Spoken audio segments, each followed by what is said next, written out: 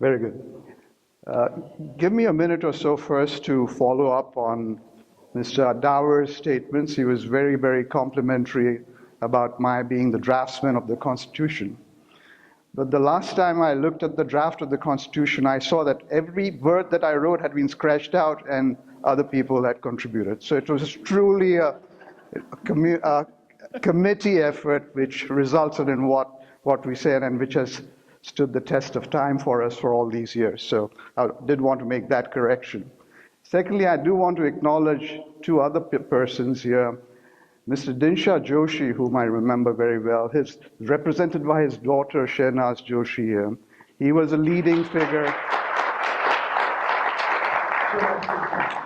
Shehnaz Joshi Verarami, who also became a president later on. But I clearly remember the influence and guidance of Mr. Joshi in the process of our early deliberations, so I do want to acknowledge that. Another person that I wish to acknowledge is, you mentioned Mr. and Mrs. Kamal Tengra.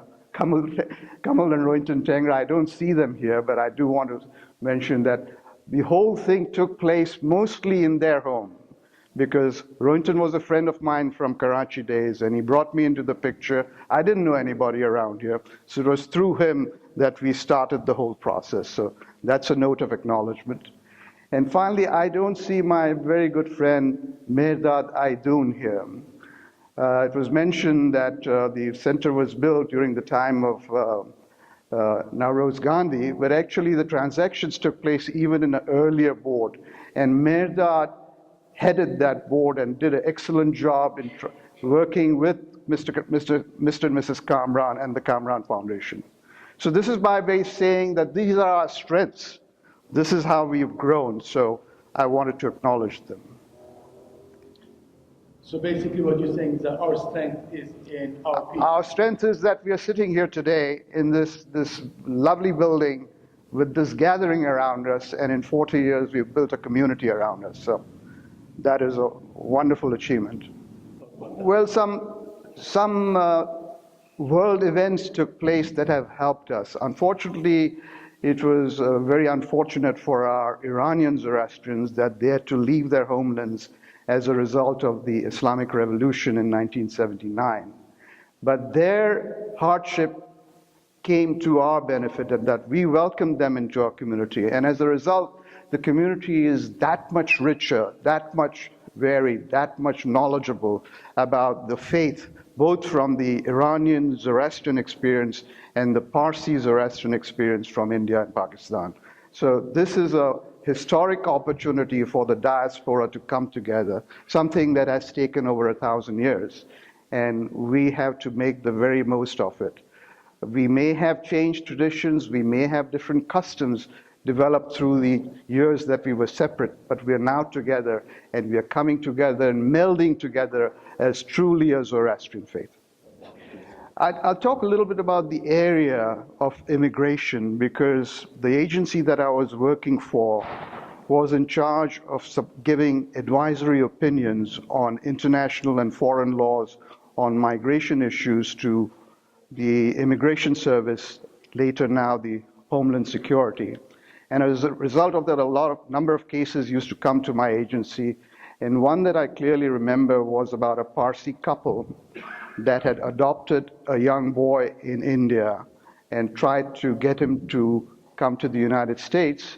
And the United States Immigration Service said, well, where are the adoption papers? And they said, well, in the Parsi Zoroastrians in India, there is no legal act of adoption, but we have a tradition, we have a custom. Here is the letter from our priest, here is the letter from our community leader, that we are the parents of this child, and we are the, almost the legal guardians, the legal persons in charge of that individual. The Immigration Service came to us for an opinion, and unfortunately, they did not accept it, but we tried to argue that in many faiths, there are no laws. In India, there are laws governing Parsi Zoroastrians in aspects of marriage, divorce, and so forth, but there is no law on adoption.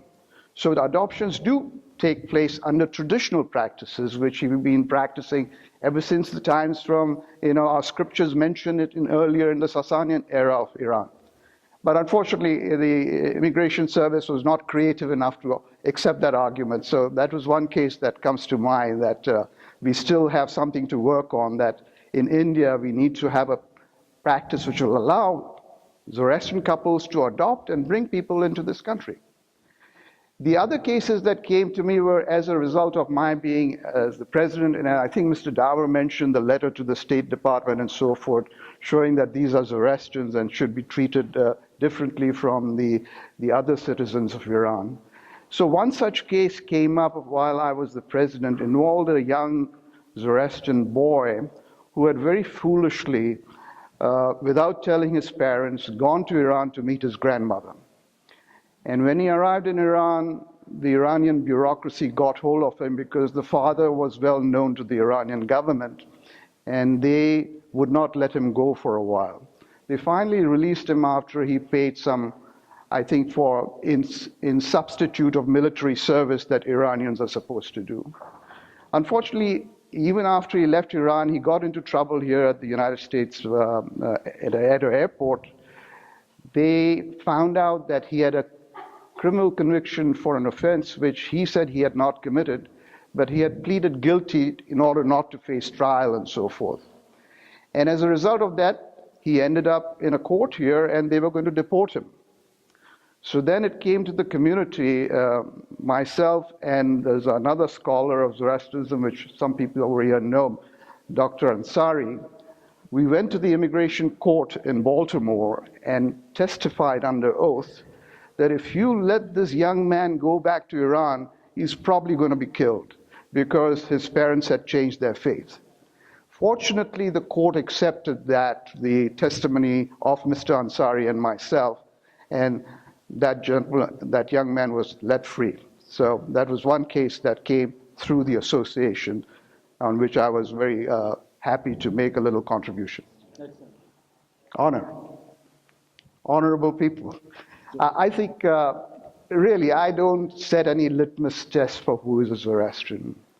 I want to see a person who acts according to the ethics and morals of the Gathas that you mentioned, who acts according to the principles of altruism, helping the needy, not one who just necessarily believes in all the outer coverings of Zoroastrianism.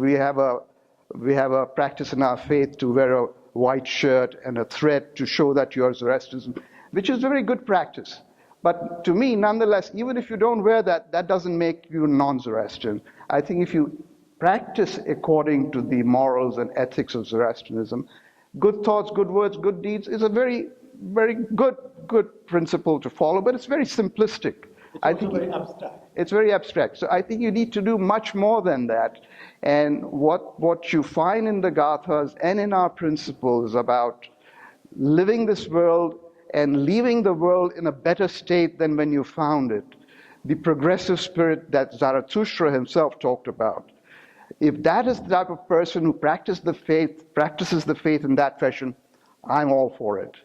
I'm not interested in some litmus test as to are you or are you not a Zoroastrian. The question. Yeah, I did want to say, and having our guests here, I did want to say that Zoroastrianism is a new faith being established in this North American continent. And we need to do our best to reach out to the other communities to show that Zoroastrianism is a very ancient faith which has influenced a lot of the other faiths later on. And we need to be part of the dialogue or interfaith affairs.